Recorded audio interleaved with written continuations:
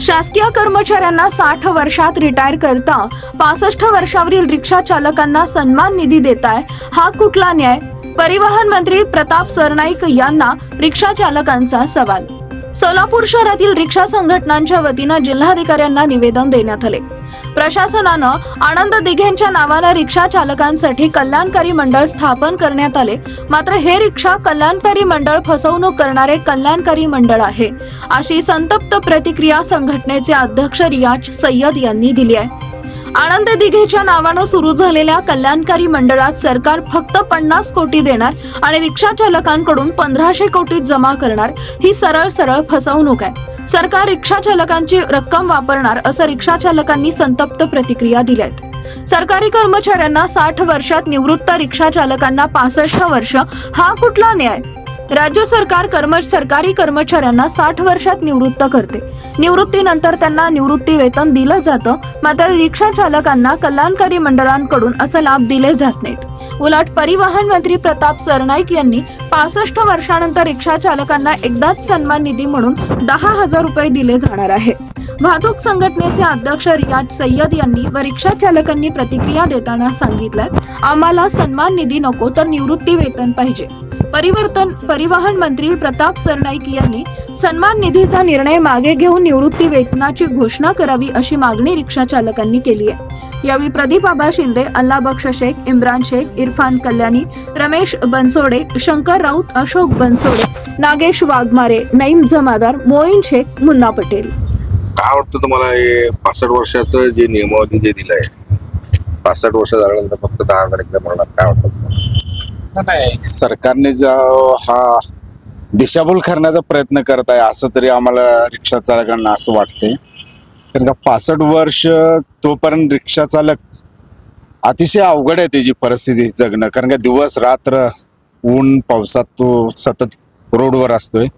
65 वय कमी करावा असं माझी माननीय मुख्यमंत्री आणि परिवहन मंत्र्यांना विनंती करतो मी। एक 60 तरी करा निदान, की जेणेकरून त्याला तुम्ही जे कल्याणकारी मंडळ स्थापन केले, कुठंतरी आम्ही इतके वर्ष, आज जवळजवळ मी स्वतः 33 वर्ष झाले रिक्षा चालवतोय, त्या कल्याणकारी मंडळासाठी आम्ही पण लढा दिलेला आहे आणि माननीय माजी मुख्यमंत्री एकनाथजी शिंदे साहेबांनी कल्याणकारी मंडळ रिक्षा चालकांचं, टॅक्सी चालकांचं स्थापन केलं, त्याप्रमाणे निदान त्याचा 1% तरी भाग आम्हाला मिळावं, वयोमान कमी करावं अशी माननीय मुख्यमंत्र्यांना या आम्ही वाहतूक संघटना संयुक्त महासंघाच्या माध्यमातून सांगू इच्छितो। जय हिंद, जय महाराष्ट्र, जय महासंघ।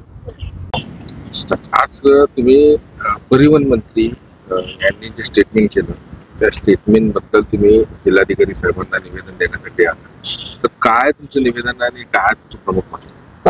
आज वाहतूक संघटना संयुक्त महासंघातर्फे जे परवा दिवशी प्रताप सरनाईक परिवहन मंत्री यांनी जे स्टेटमेंट दिलं होतं की आम्ही 65 वर्षावरील रिक्षा चालकांना सन्मान निधी म्हणून 10,000 रुपये देणार आहे, पण हे सरासर फसवणुकी आहे। का म्हणजे वाहतूक संघटना संयुक्त महासंघ असू दे किंवा महाराष्ट्रातील प्रत्येक संघटनांनी जेव्हा कल्याणकारी मंडळाचे बाबत लढा घेतला आणि त्या लढ्यामध्ये कल्याणकारी मंडळ स्थापन झालं, तर स्थापनमध्ये एक प्रमुख मागणी हे होती आमची सर्वांची की 60 वर्षावरील रिक्षा चालकांना, टॅक्सी चालकांना दरमहा 10,000 रुपये असं पेन्शन मिळायला पाहिजे होतं। पण परिवहन मंत्री साहेबांनी फक्त एकाच टायमाला सन्मान निधी म्हणून 10,000 देत असेल तर हे कुठं तर फसवणूक आहे आणि हे फसवणूक थांबवण्यासाठी आम्ही माननीय जिल्हाधिकारी साहेबांना निवेदन दिलेलं आहे। त्याचबरोबर आजचा आमचा एक उद्देश हे पण आहे की जे कल्याणकारी मंडळ स्थापन झालेलं आहे, हे महासंघाने याला घोषणा केलेली आहे की हे फसवणूक मंडळ स्थापन झालेलं आहे, कल्याणकारी मंडळ नाही।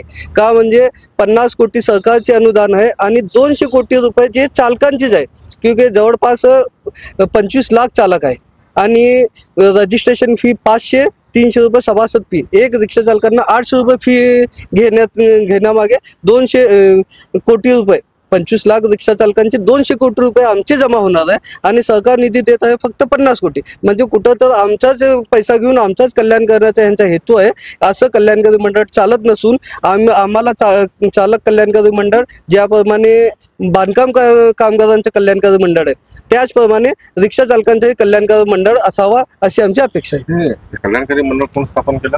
हे आनंद दिघे साहेब यांच्या नावाने महाराष्ट्र शासनाने कल्याणकारी मंडळ स्थापना केली दिले. मुख्यमंत्री एकनाथ शिंदे मुख्यमंत्री असताना रिक्षावाल्यांना 50 कोटी रुपये अनुदान देऊन कल्याणकारी मंडळ स्थापन केलंय.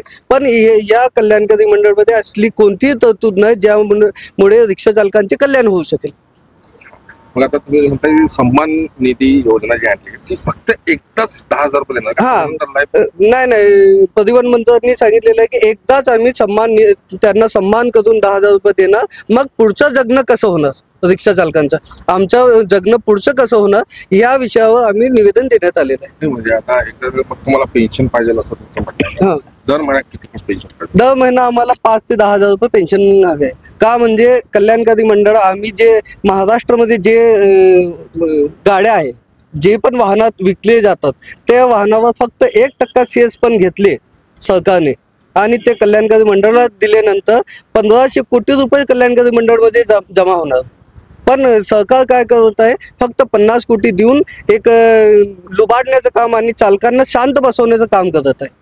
आता त्या कल्याणकारी मंडळाच्या सदस्य होण्यासाठी काय पात्रता आहे? कल्याणकारी मंडळ सदस्य होण्यासाठी पहिले तर जे संघटना आहे संघटनेचे 2 सदस्य आणि जिल्हाधिकारी यांच्या अध्यक्षतेखाली ते कल्याणकारी मंडळ जिल्हा नियोजन समितीकडे देण्यात येणार आहे आणि बाकीचे महाराष्ट्रामध्ये परिवहन खात्यामध्ये ते देण्यात आलेले आहे. ते पात्रता काय झालं म्हणजे त्याला रिक्षा चालकाचं परमिट आणि बॅच लायसन असणे गरजेचं आहे.